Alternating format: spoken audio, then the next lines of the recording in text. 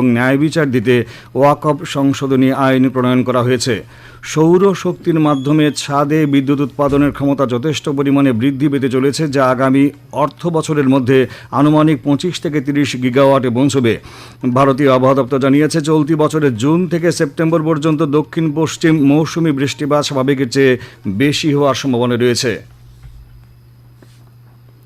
আজ বাংলা নববর্ষ 1432 বঙ্গাব্দের শুরু। পয়লা বৈশাখ ঘিরে রাজ্যবাসীর ঘরে ঘরে পার্বণের পালা।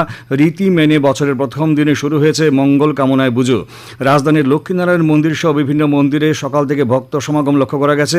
ব্যবসায়ীরা এদিন নতুন হালখাতার সূচনা করতে ভিড় জমিয়েছেন মন্দিরগুলিতে। পাশাপাশি ব্যবসার শ্রীবৃদ্ধি কামনায় খাতা পুজোর জন্য দর্শনার্থীদের ভিড়। পরিবারের মঙ্গল কামনায় পুজো দেন অনেকেই। তাছাড়া পয়লা বৈশাখ উপলক্ষে আগরতলায় লক্ষ্মীনারায়ণ মন্দিরের সামনে মেলা বসেছে। নতুন বছরকে বরণ করে নিতে অনেক সংস্থা আয়োজন করেছে বর্ষবরণ উৎসবের। সাংস্কৃতিক প্রতিষ্ঠান কাব্যলোক আয়োজিত বর্ষ বিদায় ও বর্ষবরণ দুদিনের অনুষ্ঠান আগরতলার তুলসীবতী বালিকা বিদ্যালয় প্রাঙ্গণে আজ শেষ হবে। মুখ্যমন্ত্রী অধ্যাপক ডক্টর মানিক সাহা আজ এই অনুষ্ঠানে বক্তব্য রাখেন। তিনি কাব্যলোকের এই উদ্যোগে প্রশংসা করেন। উপস্থিত রয়েছেন আন্তর্জাতিক খ্যাতিসম্পন্ন নাট্য ব্যক্তিত্ব গৌতম হালদার। 1432 বঙ্গাব্দের প্রথম দিন নববর্ষ উপলক্ষে ঊনকোটি জেলা সদর কৈলাসহরেও উৎসাহ উদ্দীপনা পরিলক্ষিত হচ্ছে। Be fit and fit others সংগঠনের উদ্যোগে আজ বর্ষবরণ উপলক্ষে এক বর্ণময় শোভাযাত্রা কৈলাসহরের বিভিন্ন পথ পরিক্রমা করে। কৈলাসহর রামকৃষ্ণ মিশন আশ্রমে আজ সন্ধ্যায় সাংস্কৃতিক অনুষ্ঠানের আয়োজন করা হয়েছে। সিপাহীজলা জেলাতে উৎসাহ উদ্দীপনার সাথে নববর্ষ উদযাপিত হচ্ছে। বিভিন্ন মন্দিরে পুজো দিয়ে বাংলা বছরের প্রথম দিনটি শুরু করেন বহু মানুষ। প্রার্থনা করেন হিংসা ভেদাভেদ ভুলে সকলে মিলে ভালো থাকার, দেশ ও রাজ্যের শান্তি সম্প্রীতি উন্নতি অক্ষুণ্ণ থাকার পাশাপাশি পারিবারিক ও ব্যক্তিগত জীবনের সমৃদ্ধি কামনা করা হয়। নববর্ষের প্রথম দিনে মাতা ত্রিপুরা সুন্দরী মন্দিরে সস্ত্রীক পুজো দিলেন মুখ্যমন্ত্রী অধ্যাপক ডক্টর মানিক সাহা। তিনি মায়ের কাছে রাজ্যবাসীর সুখ সমৃদ্ধি ও শান্তি কামনা করেন। তিনি ত্রিপুরা সুন্দরী মন্দির প্রাঙ্গণে আজ বৃক্ষরোপণ করেন। সাংসদ বিপ্লব কুমার দেব আজ বাংলা নতুন বছরের প্রথম দিনে মাতা ত্রিপুরা সুন্দরী মন্দিরে পুজো দেন। তিনি বাংলা নববর্ষে রাজ্যবাসীর সুখ ও সমৃদ্ধি কামনা করেন। প্রধানমন্ত্রী নরেন্দ্র মোদী বাংলা নববর্ষ তথা পয়লা বৈশাখ উপলক্ষে শুভেচ্ছা জানিয়েছেন। সামাজিক মাধ্যমে প্রধানমন্ত্রী সকলের সাফল্য, সুস্বাস্থ্য, সমৃদ্ধি এবং সুখের জন্য প্রার্থনা করেন। অর্থমন্ত্রী প্রণজিৎ সিংহ রায় উদয়পুরে জনগণের সঙ্গে শুভেচ্ছা বিনিময় করেন। সঙ্গে ছিলেন বিধায়ক অভিষেক দেব রায়, বিজেপি গোমতী জেলার সভানেত্রী সবিতা নাগ, আর কে পুর মণ্ডল সভাপতি সানি সাহা এবং মহিলা মোর্চার মণ্ডল সভানেত্রী ভ্রমর সোম প্রমুখ। প্রদেশ কংগ্রেস সভাপতি আশিস কুমার সাহা বাংলা নববর্ষ উপলক্ষে রাজ্যবাসীকে শুভেচ্ছা জানিয়েছেন। তিনি সবার সুখ ও সমৃদ্ধি কামনা করেছেন। বিরোধী দলনেতা জিতেন্দ্র চৌধুরী আজ সাবরুম মহকুমার বিভিন্ন এলাকায় মানুষের বাড়ি বাড়ি গিয়ে নববর্ষের শুভেচ্ছা বিনিময় করেন। এলাকার বিভিন্ন সমস্যা সম্পর্কেও খোঁজখবর নেন।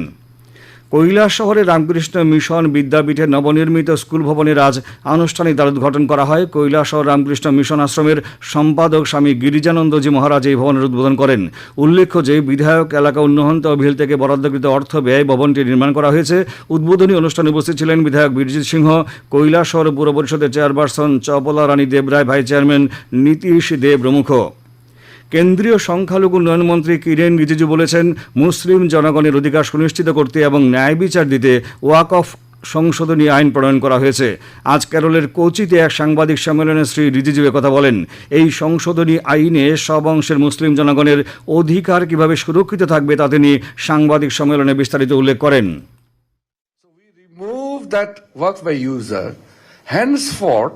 If any property has to be declared as Waqf property, it must be through a deed of declaration. You can't make oral declaration. So it is compulsory that the property must have document, valid document, registered document, and then only the Waqif, means the one who declares the Waqf, can do it as per his own wish. এ খবর শুনছেন আকাশবাণী আগরতলা কেন্দ্র থেকে। আকাশবাণীর সংবাদের update পেতে log in করুন www.newsonair.com এবং news on air app এবং টুইটার ও ফেসবুক প্ল্যাটফর্ম। নরেন্দ্র মোদী আগামী 27 এপ্রিল রবিবার আকাশবাণীতে মন কি বাত অনুষ্ঠানের 121তম পর্বে দেশ ও বিদেশের মানুষের সঙ্গে তাঁর চিন্তাভাবনা ভাগ করে নেবেন। জনগণ এই অনুষ্ঠানের জন্য তাদের মতামত এবং পরামর্শ 1800117800 টোল ফ্রি নম্বরের মাধ্যমে পাঠাতে পারবেন। নরেন্দ্র মোদী অ্যাপ অথবা মাইগভ ওপেন ফোরামের মাধ্যমে মতামত জানানো যাবে। এছাড়া পরামর্শ এই মাসের 25 তারিখ পর্যন্ত গ্রহণ করা হবে। এছাড়াও 1922 নম্বরে মিস কল দিলে যে লিঙ্ক পাওয়া যাবে তাতেও SMS করা যাবে। পরিচ্ছন্ন শক্তির ক্ষেত্রে ভারতের উল্লেখযোগ্য অগ্রগতি হয়েছে। ছাদে সৌর শক্তির মাধ্যমে বিদ্যুৎ উৎপাদন যথেষ্ট পরিমাণে বৃদ্ধি পেতে চলেছে, যা আগামী অর্থ বছরের মধ্যে আনুমানিক 25 থেকে 30 গিগাওয়াটে পৌঁছবে। কেয়ার এজ রেটিংয়ের প্রতিবেদন অনুসারে ছাদের সৌরশক্তি আগামী দিনে দেশের বাণিজ্যিক ও শিল্প ক্ষেত্রের বৃদ্ধিতে এক গুরুত্বপূর্ণ ভূমিকা পালন করবে বলে আশা করা হচ্ছে। গত অর্থ বছরের হিসেবে বর্তমানে মোট পুনর্নবীকরণযোগ্য শক্তির ক্ষমতা 220 গিগাওয়াট ছুঁয়েছে এবং 2030 সালের মধ্যে 300 গিগাওয়াটে পৌঁছবে। ভারতের হজ কোটা 2014 সালের 1,36,000 থেকে বৃদ্ধি পেয়ে 2025 সালে 1,75,000 হয়েছে। সংখ্যালঘু বিষয়ক মন্ত্রক বলেছে তারা এই বছর মূল কোটার অধীনে 1,22,000-এরও বেশি তীর্থযাত্রীর জন্য ভারতের হজ কমিটির মাধ্যমে ব্যবস্থাগুলি পরিচালনা করছে। মন্ত্রণালয় জানিয়েছে সৌদি আরবের নির্দেশিকা অনুসারে ফ্লাইট পরিবহন, মিনা ক্যাম্প, আবাসন ও সেবাসহ প্রয়োজনীয় সব প্রস্তুতি সম্পন্ন করা হয়েছে। World audio visual entertainment summit WAVES বাজার বিশ্বব্যাপী বিনোদনের পেশাদার, ব্যবসা এবং নির্মাতাদের সাথে সংযোগ স্থাপনের জন্য ডিজাইন করা একটি আধুনিক অনলাইন মার্কেট প্লেস হওয়ার চেষ্টা করছে। আজ এক ইংরেজি দৈনিকে একথা লিখেছেন বলিউড অভিনেতা আমির খান। তিনি সরকারের প্রচেষ্টার প্রশংসা করেন। ডিজিটাল অ্যারেস্ট মামলায় জড়িত থাকার অভিযোগে সিবিআই 4 জনকে গ্রেপ্তার করেছে। অপারেশন চক্র 5-এর অংশ হিসেবে মহারাষ্ট্র, উত্তরপ্রদেশ, পশ্চিমবঙ্গ এবং রাজস্থান সহ 4টি রাজ্যের 12টি স্থানে ব্যাপক অনুসন্ধান অভিযানের পর এদের গ্রেপ্তার করা হয়। ভারতীয় আবহাওয়া দপ্তর জানিয়েছে চলতি বছরের জুন থেকে সেপ্টেম্বর পর্যন্ত দক্ষিণ পশ্চিম মৌসুমী বৃষ্টিপাত স্বাভাবিকের চেয়ে বেশি হওয়ার সম্ভাবনা রয়েছে। আজ নতুন দিল্লিতে সাংবাদিক সম্মেলনে ভূবিজ্ঞান মন্ত্রকের ডক্টর এম রবিচন্দ্রন বলেন, উত্তর পূর্ব, উত্তর পশ্চিম এবং দক্ষিণ উপদ্বীপের কিছু এলাকা ব্যতীত দেশের বেশিরভাগ অঞ্চলে স্বাভাবিক মৌসুমী বৃষ্টিপাতের সম্ভাবনা রয়েছে। Monsoon seasonal rainfall from June to September over the country as a whole for this during this year is most likely to be above normal category. You know that above normal category is more than 104% of the long period average of the rainfall. Long period average rainfall is 87 centimeter. So this year, quantitatively, the seasonal rainfall over the country as a whole is likely to be 105% of long period average. সাংবাদিক সম্মেলনে ভারতীয় আবহাওয়া দপ্তরের মহানির্দেশক doctor Mrityunjay Mahapatra আবহাওয়ার পূর্বাভাস নিয়ে বিস্তারিত বক্তব্য রাখেন। আগামীকাল আকাশ আংশিক মেঘাচ্ছন্ন থাকবে। আগামী 24 ঘন্টায় রাজ্যের সব জেলায় বিক্ষিপ্তভাবে বজ্রবিদ্যুৎ সহ বৃষ্টিপাতের সতর্কতা জারি করা হয়েছে। আগামীকাল তাপমাত্রা সর্বোচ্চ 33 ডিগ্রি সেলসিয়াস এবং সর্বনিম্ন 24 ডিগ্রি সেলসিয়াসের কাছাকাছি থাকতে পারে।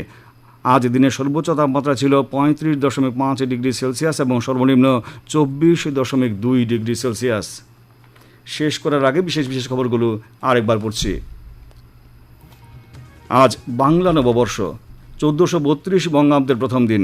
নতুন বছরকে বরণ করে নিতে সারা রাজ্য উৎসব মুখরিত হয়ে উঠেছে।